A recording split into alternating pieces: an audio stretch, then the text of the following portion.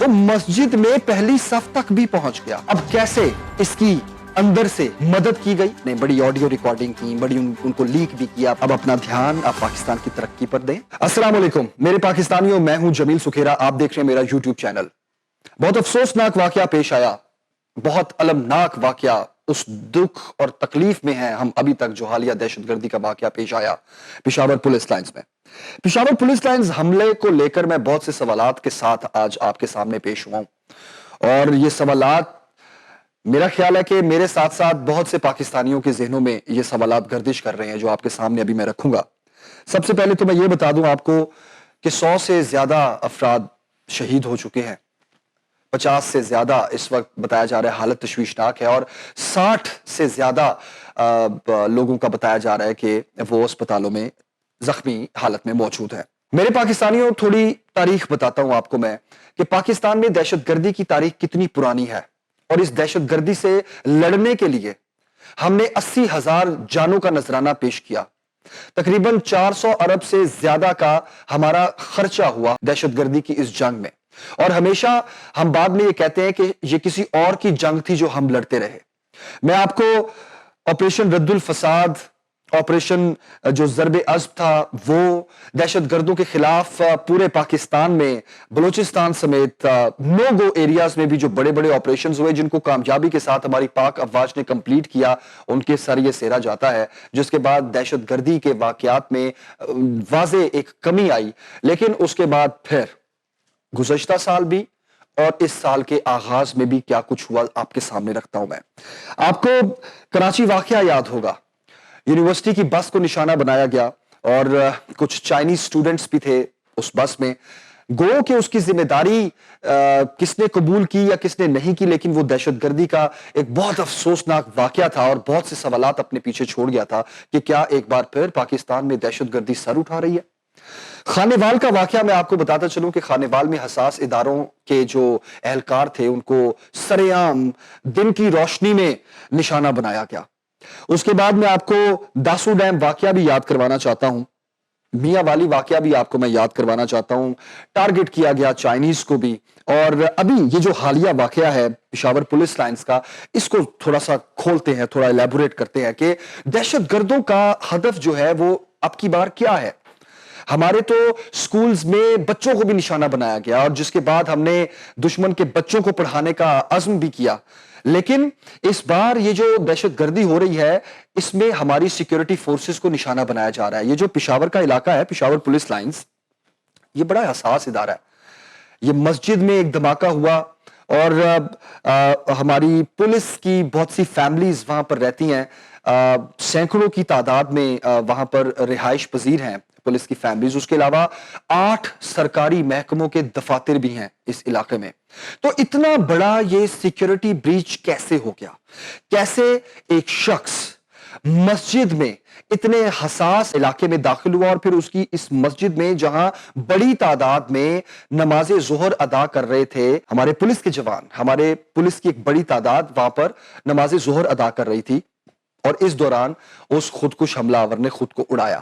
وہ مسجد میں پہلی صف تک بھی پہنچ گیا, اور 4 سے 5 سیکیورٹی لیئرز کو کراس کرتے کرتے یہ خودکش حملہ آور پہنچا. اب کیسے اتنی لیئرز میں سے گزرتا ہوا یہ شخص کسی کے پکڑ میں نہیں آیا؟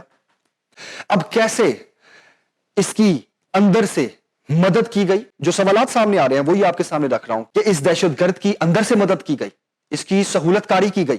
وہ سہولت کاری کس نے کی؟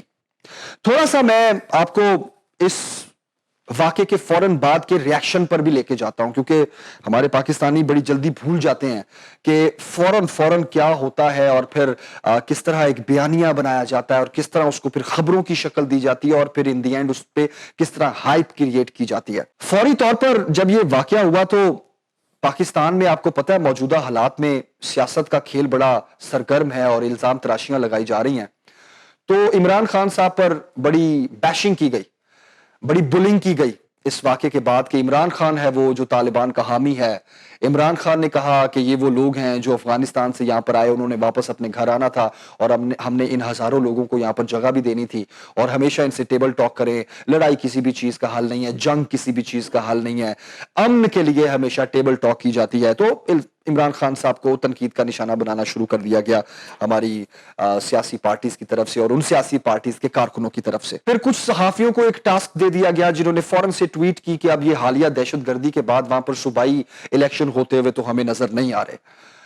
ابھی کچھ گھنٹے بھی نہیں گزرے اس دھماکے کو ہوئے بے، پورا ملک سوگ میں ہے اور ہم آنسوؤں کے ساتھ ایک دوسرے کو دیکھ رہے ہیں کہ کیا ایک بار پھر اب پاکستان میں دہشت گردی بڑھ رہی ہے، پھر دوبارہ سے جنم لے لیا اس دہشت گردی نے، اور ہم نے فوراً سے سیاست کھیلنا شروع کر دی اور تنقید کرنا شروع کر دی اور ڈائریکٹلی ہم نے صوبائی اسمبلی کے پی کے صوبائی اسمبلیز کے جو انتخابات ہیں اس کو بھی نشانہ بنا لیا اور سارا کچھ رگڑتے ہوئے ہم جو ہے نا وہ آگے بڑھتے گئے اور یہ سارا سلسلہ چلتا رہا. میں اکثر اپنی ویڈیوز میں اپنے پاکستانیوں کی اب تعریف بھی کرتا ہوں کہ اب ان کو سمجھ آنا شروع ہو گئی ہے کہ کھیل چل کیا رہا ہے، کس طرح پاکستانیوں کو، ہماری عوام کو کس طرح سے گمراہ کیا جاتا ہے، کس طرح سے ان کو بے وقوف بنایا جاتا ہے. اپنی لڑائیوں میں جو یہ ایک بیانیہ بناتے ہیں جس کو میں جھوٹا بیانیہ کہوں گا، وہ صرف اس لیے ہے کہ عوام ڈیوائیڈ رہے اور ڈیوائیڈ اینڈ رول کے طریقے پہ ہم ان پہ رولنگ کرتے رہیں.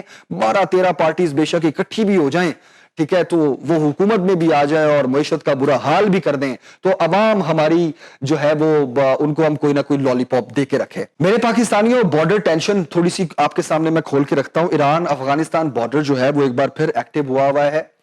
انڈیا کی جو پاکستان میں فنڈنگ ہے دہشت گردی کو پھیلانے کے لیے، اس کے بہت سے ثبوت ملے ہیں. اب ہماری انڈین بارڈر پہ تو یہ ٹینشن رہتی ہے، لیکن آپ دیکھیں کہ بیک وقت ایران اور افغانستان بارڈر بھی جو پاکستان کے ساتھ ملتا ہے وہاں پر بھی ایک ٹینشن کی صورتحال ہے. ہم نے افغان بارڈرز کو سیکیور بھی کیا، وہاں پر فینسنگ بھی کی، آج بھی بہت سیکیورٹی چیکس ہیں وہاں پر، لیکن آپ دیکھیں کہ پچھلے کچھ دنوں میں کس طرح یہاں پر ٹینشن بڑھی اور اب دہشت گردی کے واقعات پاکستان میں ہونا شروع ہو گئے ہیں. انڈیا کو ہم یہاں کہیں بھی نظر انداز نہیں کر سکتے میرے پاکستانیوں، کیونکہ انڈین فنڈنگ پاکستان میں مل بھی گئی ہے، پروف بھی ہو گئی ہے، کچھ لوگوں کو پکڑا بھی گیا ہے. کیونکہ ہمیشہ ہم نے دیکھا کہ انڈیا میں جو مودی کا ایک سیکولر ملک جس کو کہا جاتا ہے، تو سیکولر تو وہ نام کا ہی ہے، لیکن آپ دیکھیں اقلیتوں کے ساتھ کس طرح وہاں پر برتاؤ کیا جاتا ہے. ایون یو این میں بھی سبکی کا سامنا کرنا پڑتا ہے انڈیا کو، لیکن انڈیا کو کوئی فرق نہیں پڑتا. ایک طرف انڈیا کا اس دہشت گردی کے پیچھے ہاتھ، اس کے بعد پاکستان کی موجودہ سیاسی عدم استحکام کی جو صورتحال ہے، معاشی بدحالی کی جو صورتحال ہے وہ آپ کے سامنے ہے. انفلیشن اس وقت کتنی زیادہ ہے پاکستان میں، بے روزگاری کتنی زیادہ ہے پاکستان میں. اسی مہینے IMF کی ٹیم آئے گی اور کچھ نئی شرائط لاگو کر کے جائے گی میرے پاکستانیوں، جس پر حکومت کو منو عمل کرنا پڑے گا. اور نہ صرف مہنگائی کا ایک طوفان آئے گا بلکہ بے روزگاری بھی بڑھے گی اس سے.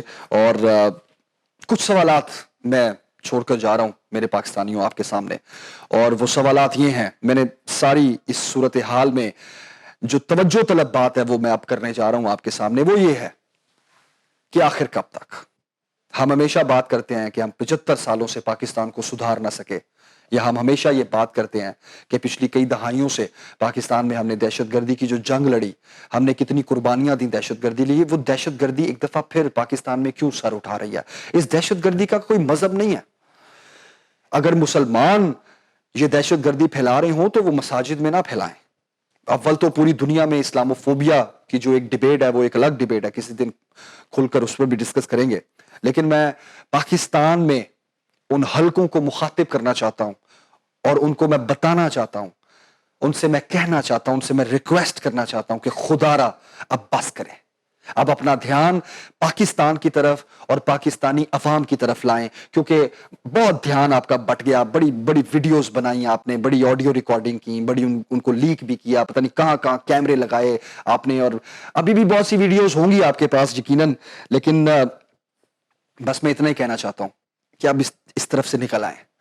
اب اپنا دھیان آپ پاکستان کی ترقی پر دیں، پاکستان پر دیں، پاکستان کی سیکیورٹی صورتحال پر دیں، پاکستان کی معیشت پر دیں، اور پاکستانیوں کی حال پر رحم کریں. اللہ حافظ.